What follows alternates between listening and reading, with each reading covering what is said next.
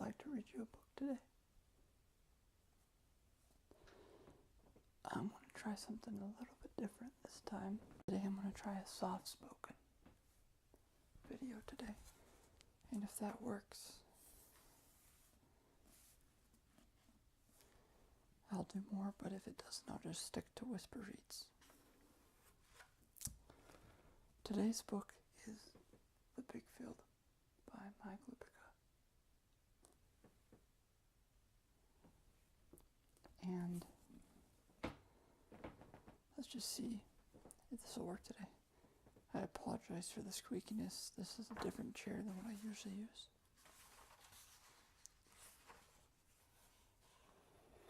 So we're going to jump in right into chapter 1.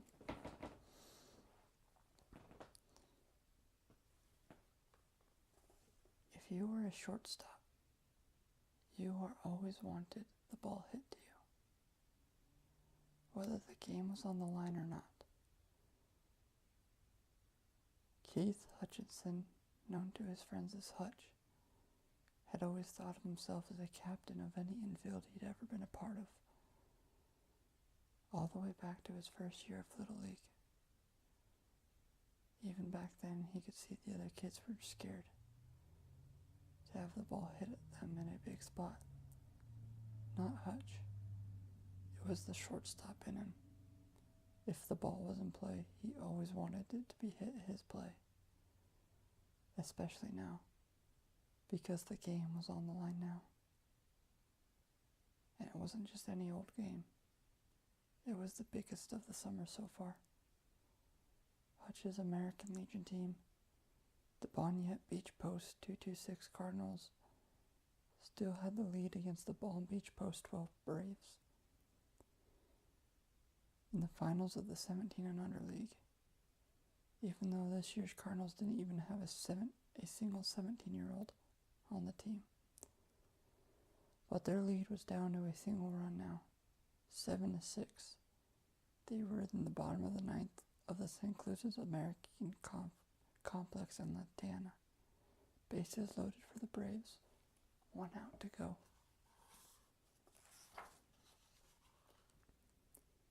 If the Cardinals got the out and won the game, they moved on to the South Florida Regionals next weekend, 1 round closer to the state finals. If they lost, they went home. Hutch walked over and stood behind second base, almost on the outfield grass, and waited there while their coach, Mr. Cullen, talked things over on the mound with Paul Gardner, who Mr. Cullen had just brought in to pitch. Hutch knew what everyone on their team knew, that Paul was going to be the last Cardinals pitcher of the night, win or lose. He was going to get an out here, and their season will continue. Or the Braves cleanup hitter, Billy Ray Manning, known as Man Up Manning, was going to hit one hard someplace, and it would be the Braves who would be playing the next round. Hutch and his teammates would be done for the summer. Done like dinner. No more baseball. Just like that. He didn't even want to think about it. Paul was one of his favorite guys on the team. Normally their starting left fielder, but he was only the 4th best pitcher they had. But Mr. McCollin had been forced to pull their closer, Medro Mota, after Medro had suddenly forgot how to pitch with 2 outs and nobody on. The Cardinals still ahead 7-4. First, he'd given up 3 straight hits to load the bases. He'd wild pitched 1 run home after that, before walking the next batter to reload the bases. Finally, he hit the next batter, and just like that, it was 7-6, and Mr. Cullen had seen enough. Now the one guy in the world that didn't want to see at the plate, Man Up Manning, a 17-year-old lefty who actually did look like a man to Hutch, was standing next to the plate, waiting to get his swings. No place to put him, no ways to pitch around him. Paul didn't throw hard, but he threw strikes, kept the ball down, and caught a lot of ground balls when he was pitching at his best. One stinking ground ball now, and they were in the regionals. More important, they got to keep playing. Hit it to me, he thought. Mr. Colin batted Paul on the shoulder, left him to throw his warm-up pitches. Hutch thought about going over to talk to Darrell Williams while he did, but they never talked much during the game, not even during pitching changes. When they did, it was usually only about which one of them would cover second if they ever thought a guy might be stealing. Nobody was stealing now. Hutch wasn't paying a ton of attention to the guy at first. Nobody was. He was a lot more worried about the runners on second and third, the potential tying and winning runs. Darrell, as usual, he didn't look worried about anything. He was staring off, lost in his own thoughts or lost in space. Darrell never seemed to look tense or worried or anxious. He knew he was the best hitter on their team and the best player, period. And yet baseball seemed to bore him sometimes. Paul threw his last warm-up pitch.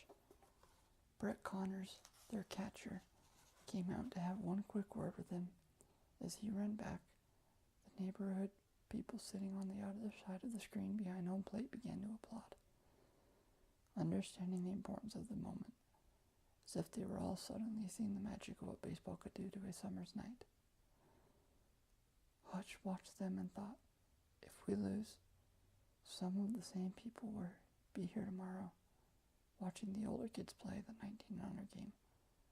Their season wouldn't end. Mine would. Hit it to me. He walked away from the bag, got into his ready position, watched Brett go through a bunch of signals behind the plate, all of which Hutch knew were totally bogus. Paul had one pitch, a dinky fastball with a late break that guys usually couldn't lay off of, even on balls that would end up in the dirt. Paul threw one in the dirt now, but man up Manning didn't bite. Ball one. Be patient, the coach yelled from their bench. He's trying to make you chase, said the Braves coach. Paul threw a strike that Man Up was taking all the way and missed just outside. 2-1. Still hitters count, the Braves coach said. Is it ever, Hutch thought.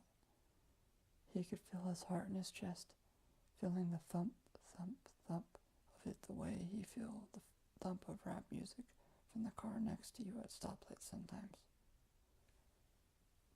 Knowing that this was when he loved playing baseball so much, he thought his heart might actually explode. He loved it all the time. Hutch loved it more than anybody he knew on his team or any team he'd ever played on. Loved the history of it, loved the stats and the numbers and the way they connected the old days to right now. Most of all, Hutch loved when you were playing to keep playing, when you were at the plate the way Man Up was, or standing in the middle of the diamond like this, and you hoping, begging for the ground ball that would get you and your teammates the heck out of here with a win. Paul Garner took a deep breath and settled himself, let it out, shook his pitching hand before he got back on the rubber. Because of the way Paul snapped his wrist, his ball broke more like a screwball, which meant away from lefties. He threw his very best pitch now on the outside corner at the knees, right where Brett Connor set up his glove. And as mighty as a swing as Man Up tried to put on the ball, swinging for the fences all the way out, going for the grand slam hero swing. The best he could do was get the end of the bat on it. It would have been a weak grounder for anybody else, but Man Up truly was a beast. Even when he got beat on a pitch this way, he hit it hard the other way, toward the shortstop hole between second and third.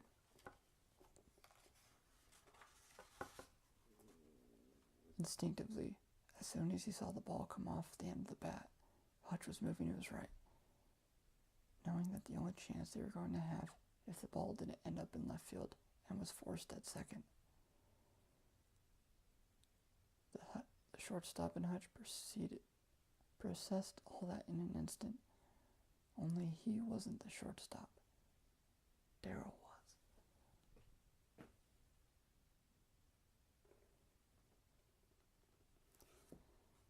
That's the end of chapter 1. Oh, we still got time. I'll read the second chapter. Hutch was playing second, not short, moving to his right to cover the base, watching from there as Darryl was in the hole, in a blink, moving faster than anyone else on the field when he had to, backhanding the ball, already starting to turn his body as he did, gloving the ball cleanly and transferring it to his right hand, snapping off a throw from his hip without even looking to see where it was going. Do or die. Make the play and the Cardinals win. Throw it away and the other guys do. The throw was on the money, as Hutch knew it would be.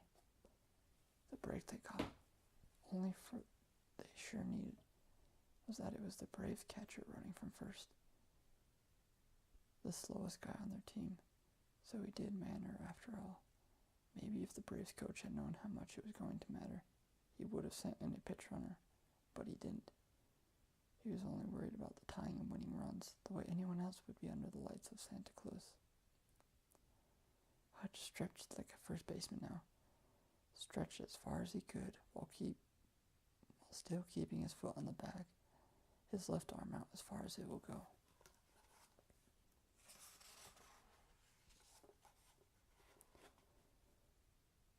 Willing Darryl's throw to get there in time. The shortstop in him still wanting the ball as much as he ever had. Then, it was in the pocket of his glove. The worn-in pocket of his Derek Jeter model. A split second before he felt the Braves catcher hit the base. Heard the sweet pop in his mitt right before he even heard a sweeter sound from the field up behind him. Out. Game over. Cardinals and Braves. Cardinals 7, Braves 6. They were going to the regionals. Even if someone else had gone into the hole.